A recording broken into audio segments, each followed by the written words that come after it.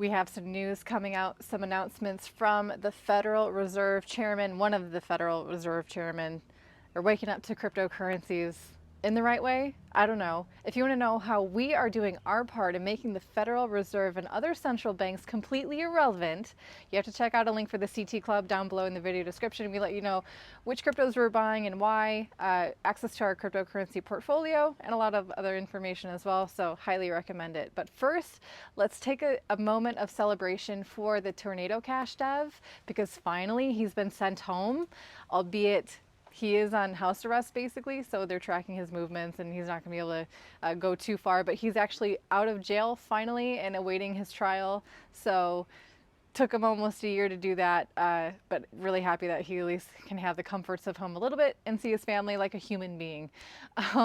Also, we have OpenX, the new exchange brought to us by the founders, the same guys who brought us 3 Arrows Capital.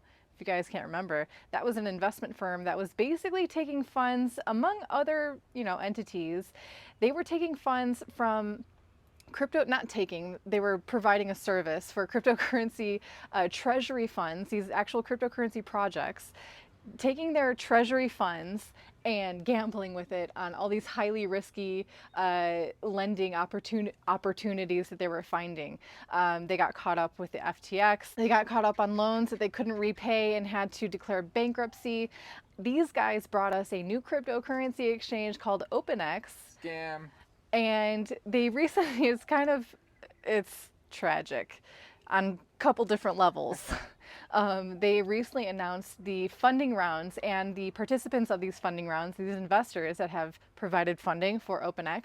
And one of two things is happening here. Either OpenX and Kyle Davies and Suzu, they're lying, and these entities didn't actually invest in their exchange, or these entities did invest in their exchange and they're so embarrassed to be publicly outed to have given more money to these guys that they're denying having funded them altogether. So basically, OpenX is saying, yeah, these guys gave us funding, and these guys are saying, no, we didn't.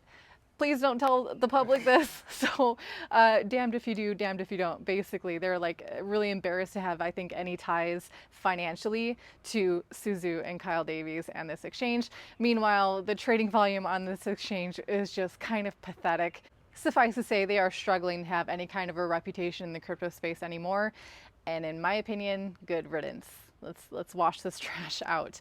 Speaking of trash, Janet Yellen is demanding tougher rules for non-bank financial service providers. Think hedge funds, venture capitalists, and other crypto entities. They need to have the oversight of the Federal Reserve, basically, thanks to the FSOC, the Financial Stability Oversight Committee, which was created in 2010 in response to the financial collapse in 2008. So basically, this means that these venture firms, these hedge funds, and these other crypto companies in the US will have to have oversight from the Federal Reserve. They'll have to be intensely, analyzed to determine their risk, if they're presenting even more risk for the financial stability of the United States economy. And in the same breath, she's saying that our banking system is strong and there's no risk of instability. Can we just address the fact that the Federal Reserve has not afforded us any clarity on their activities or an independent audit on their reserves?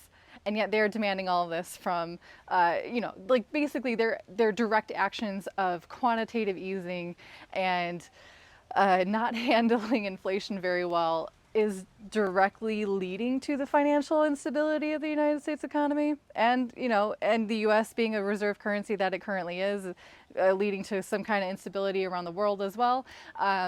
Hypocrisy right there. Speaking of hypocrisy and more from the Federal Reserve, the man who once equated cryptocurrency assets to baseball cards, now in the year 2023, he is saying, you know what? Dang, don't you know smart contracts are kind of cool? And this automated process of depositors and receivers of collateral for repo markets would actually be a really cool implementation to provide liquidity and access to capital on a 24-hour basis.